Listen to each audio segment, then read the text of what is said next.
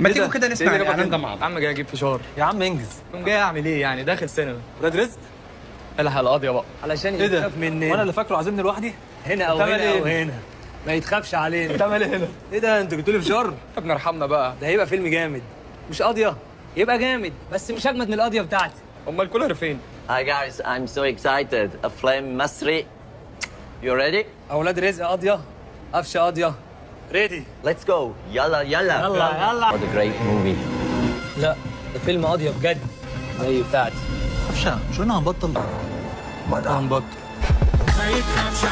بصراحه الاعلان ده مش كامل بالنسبه لي ومش حلو، لان الاعلان ناقصه علي معلول، لانه في اليوم ده حط الزغلول. اعلان بعنوان اوعى يا كحيان تنسى اصلك، ده قفشه يوم القضيه جاب الجون وترقص، هي هتفضل نقطه سودا في حياتك. الفيلم ده المفروض ما يبقاش اسمه ولاد رزق، الفيلم ده المفروض يبقى اسمه ولاد قفشه. يا جدعان العظمه دي، هو كل ما جماهير الزمالك تنسى تسعى تفكروهم ليه ان هم كانوا فرقه واسعه؟ ليه